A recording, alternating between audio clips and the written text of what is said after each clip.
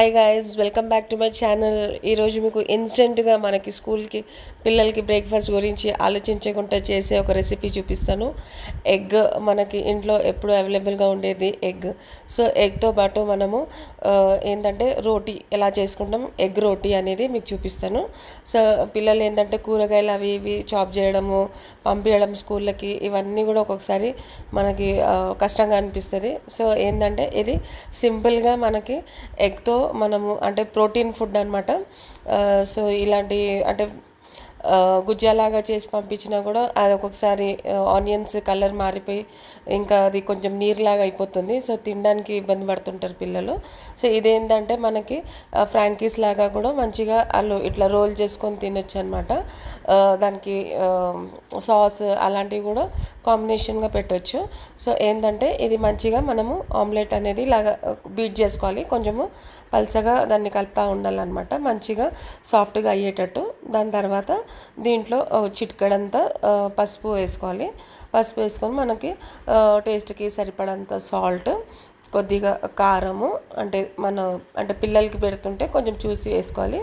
మనకైతే కారం తినేటోళ్ళైతే బాగానే వేసుకోవచ్చు. దీంట్లో ఇంకా చిటికెడు ఇది పెప్పర్ అనమాట, బ్లాక్ పెప్పర్ వేసుకున్నాను. మనకి ఇంట్లో ఏది అవైలబుల్ ఉంటే అది వేసుకోవచ్చు. సో అది దాంతోపాటు నేను ధనియాల పొడి కూడా వేసుకున్నాను. ఇవన్నీ ఏంటంటే కొంచెము చప్పగా ఉండకుండా మనకి మంచిగా కొంచెం స్పైసీగా తినడానికి మంచి వాళ్ళకి ఫ్రాంకీస్ లాగా టేస్ట్, ఒక పిజ్జా తిన్నట్టు అలాగా షవర్మా తిన్నట్టు ఫీలింగ్ వస్తుందన్నమాట. సో దాని తర్వాత నేను చిల్లీ ఫ్లేక్స్ కూడా వేసుకున్నాను. ఆఫ్టర్నూన్ పూట ఏంటంటే ఇవన్నీ కూడా కొంచెం చప్పగా అయిపోతుంది కదా, అలాగా ఉండకుండా కొంచెం చిల్లీ ఫ్లేక్స్ అనేది ప్లస్ ఇంకేంటంటే కస్తూరి మేతి కొంచెం దానికి ఫ్లేవర్ యాడ్ ఆన్ చేస్తుంది అనమాట. సో ఇవన్నీ వేసుకొని కూడా మంచిగా బీట్ చేసుకోవాలి. బీట్ చేసుకొని మంచిగా కొంచెం ఎక్కడ కూడా ఉండలు కట్టకుండా, అంటే పసుపు కారం ఉప్పు ఇవన్నీ కూడా మంచిగా బ్లెండ్గా మంచిగా ఇది సాఫ్ట్గా అయ్యేటట్టు ఎక్కడ కూడా ఉండలు లేకుండా చూసుకోవాలి. సో ఇవన్నీ కూడా ఈ బ్యాటర్ అన్నీ మంచిగా సాఫ్ట్గా కలుపుతా పోవాలన్నమాట, లిక్విడ్గా అయ్యేటట్టు. చూసారా ఎంత మంచిగా అట్లా సాఫ్ట్గా వచ్చింది. అది వేయడం వల్ల ఏంటంటే కొంచెం మంచిగా ఉబ్బుతుంది అనమాట ఆమ్లెట్ అనేది, ఎగ్ అనేది. సో మంచిగా అలా కలుపుకొని పక్కన పెట్టేసుకొని మనం చపాతీ ముందే కలిపేసుకొని పెట్టుకున్నాం కాబట్టి, సో ఇలాగ చపాతీ ముద్దలు ఇట్లా తీసేసుకొని పిండి మంచిగా కొంచెం రోల్ చేసేసుకొని మధ్యలో కొద్దిగా ఆయిల్ అనేది ఇట్లా మనము స్ప్రెడ్ చేసుకోవాలి. స్ప్రెడ్ చేసుకొని ఇలాగ రెక్టాంగిల్ షేప్లో మంచిగా ఇట్లా ఫోల్డ్ చేసి ఒక 3-4 ఫోల్డ్స్ చేసి ఏంటంటే చపాతీలన్నీ మంచిగా మనకి పొరలుగా వస్తుంది అనమాట. సో దాంట్లో కొంచెం పైకి ఒక పొడి పిండి కొంచెం స్ప్రెడ్ చేసేసుకొని ఇలాగ మనము చపాతీ కర్రతో రోల్ చేసేసుకొని మంచిగా ఒక చపాతీ షేప్లోకి చేసుకోవాలి. సో ఏంటంటే సైడ్స్లో కూడా కొంచెం మనం మంచిగా దీన్ని ప్రెస్ చేస్తూ చేసుకోవాలి. ఎందుకంటే మనము సైడ్స్లో మళ్ళీ అలాగే వదిలేస్తే కొంచెం చపాతీ అనేది లావుగా వస్తుంది. సో మళ్ళీ పిల్లలకి తినేటప్పుడు కానీ సో ఇలాగ నీట్గా స్ప్రెడ్ చేసేసుకోవాలన్నమాట. మనకి చపాతీ పిండి అనేది ఎక్కడ కూడా థిక్నెస్ లేకుండా మంచిగా సాఫ్ట్గా నీట్గా చేసుకోవాలి. ఎందుకంటే మళ్ళీ లావుగా ఉంటే ఏంటంటే మనకి ఉడకదు చపాతీ అనేది, మళ్ళీ పిల్లలకి థిక్నెస్ అనేది ఆఫ్టర్నూన్ పూట మంచిగా ఉండదు, తినడానికి గట్టిగా అయిపోతుంది కాబట్టి. సో మంచిగా కొంచెము పల్సగా నీట్గా చపాతీ అనేది మంచిగా ఎక్కడ కూడా థిక్నెస్ లేకుండా మంచిగా రోల్ చేసుకోవాలి అనమాట. ఇలాగా చేసేసుకొని మనము పెనం ఆల్రెడీ వేడిగా ఉంది, సో నేను పెనం మీద వేసేసాను అనమాట చపాతీ అనేది. వేసిన తర్వాత కొంచెం ఒక సైడ్ కాలనియాలి మంచిగా, మళ్ళీ ఇంకో సైడ్ ఏంటంటే మళ్ళీ ఇంకో సైడ్ కూడా మనము తిప్పుకోవాలన్నమాట. సో అలాగా ఇటు అటు మంచిగా కాలు పెట్టుకోవాలి. ఇలాగా మంచిగా కొంచెం బ్రౌన్ లాగా అయ్యి అక్కడక్కడ కొంచెం తిప్పుతూ ఉండాలి, ఒకే దగ్గర వదలకూడదు. సో ఏంటంటే ఒకే దగ్గర ఉంటే చపాతీ అనేది మాడిపోతుంది, 4 సైడ్స్ కాలదు.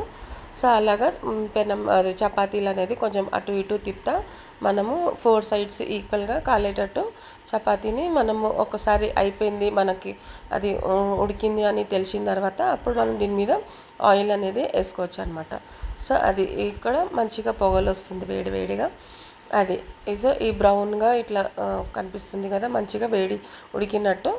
దీని మీద మనము మంచిగా నీట్గా ఆయిల్ అనేది స్ప్రెడ్ చేసుకోవాలి. 2 సైడ్స్ ఆయిల్ స్ప్రెడ్ చేసేసుకొని మంచిగా మనం చపాతీలు ఉడికిపోయింది కదా. ఇప్పుడు దీని తర్వాత నెక్స్ట్ స్టెప్ ఏంటంటే దీని మీద మనము ఇప్పుడు ఇందాక మనము ఎగ్ బ్యాటర్ అనేది ప్రిపేర్ చేసుకున్నాం కదా, అది తీసేసుకొని కొంచెము సిమ్లో పెట్టుకోవాలన్నమాట. ఎక్కువ సిమ్ మళ్ళీ హైలో ఉంటే చపాతీ అనేది మాడిపోతుంది. సో సిమ్లో పెట్టేసుకొని మనకి ఎంత ఎగ్ బ్యాటర్ కావాలో చూసి దానికి సరిపడంత మొత్తం స్ప్రెడ్ చేసుకోవాలన్నమాట.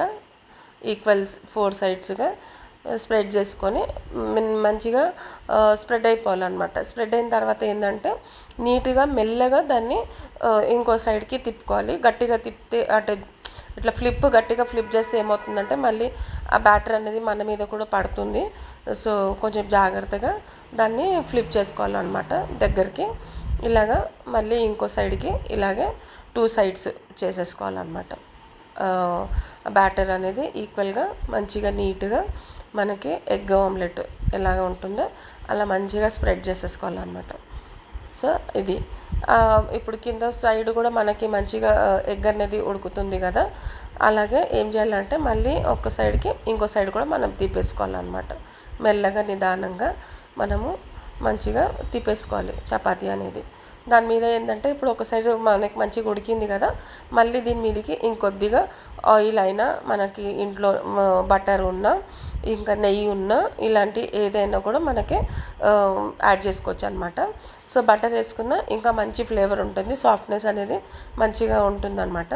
సో అలాగా 2 సైడ్స్ మంచిగా కాలాలన్నమాట. ఎందుకంటే చపాతీలు కదా, మళ్ళీ లోపల పచ్చిగా ఉండిపోయి మళ్ళీ ఎగ్ అనేది బయట మాడిపోయి ఉంటే టేస్ట్ ఉండదు, మళ్ళీ పిల్లలు ఇంకా అది ఇష్టపడరు తినడానికి.